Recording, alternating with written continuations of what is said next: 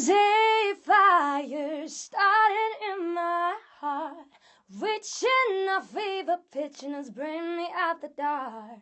Finally, I can see you crystal clear. As a singer, it's very important to have vocal health at all times and to look at these vocal cords like they are made of gold, because this is our livelihood, this is our bread, so it's very important to look after it. I won't be able to live in a world without my vocal cords, because I constantly make music and I constantly sing, so it's very important. I've had some medical difficulties, if I should put it that way. I have almost strained my voice in the past, so it can be quite straining on vocal cords, even with all the warm-ups and warm-downs.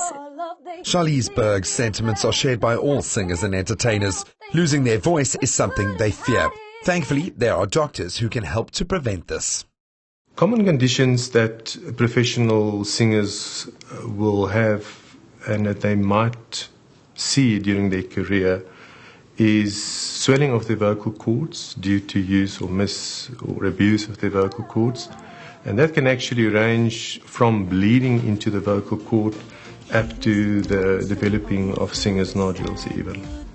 Damage like that can be prevented to see these patients maybe quite in the beginning of their career, try and establish any underlying medical problems, which I think is very important, and then to follow them up as their career grows as well.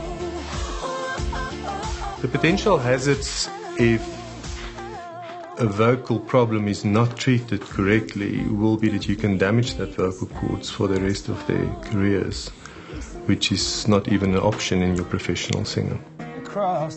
Gerald Clarke has been honing his craft as a musician and songwriter in South Africa over the last decade. As a SAMA-nominated artist, he's in demand all over the country. But one performance put the brakes on his career and his voice. I went to Grahamstown Festival.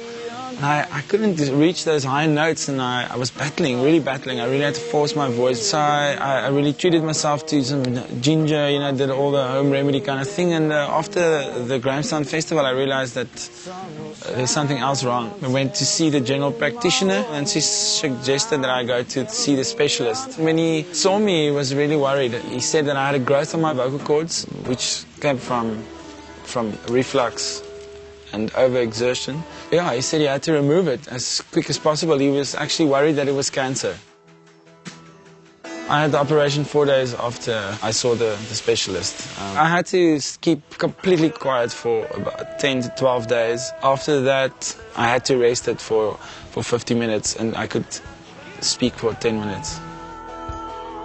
Not being able to earn any money for 3 months was obviously hard, and it just came out of the blue. So, and also, my livelihood. Yes, I missed singing so much. With Gerald unable to sing at gigs, he found himself in a financial pinch. Friends and fellow musos, including Luna Page, decided to use their voices and host a fundraising concert to help Gerald cover his medical fees and day-to-day costs. We needed to raise some funds for him for his operation, but secondly, it was also a bit of a wake-up call, I guess, for everyone there to realize that our voices are like muscles. They also get tired and overworked, and you need to start looking after it if you want to have a sustainable career. So I think for everybody who was there, it was sort of, oops, okay, because we have late nights and, we don't sleep a lot always, and that's just as important. Well, I'll certainly be taking Dr. Venter's advice and stay away from smoky areas. Take care of my voice at all times, stay hydrated, drink a lot of water, and eat as healthy as possible. What I've learned from this whole ordeal was that I needed to respect my vocal cords much more. So I learned a lot about the anatomy and the physiology about the vocal cords. Warming up, warming down, hydrating. Also, the way that you speak has it's got a lot to do with your vocal hygiene.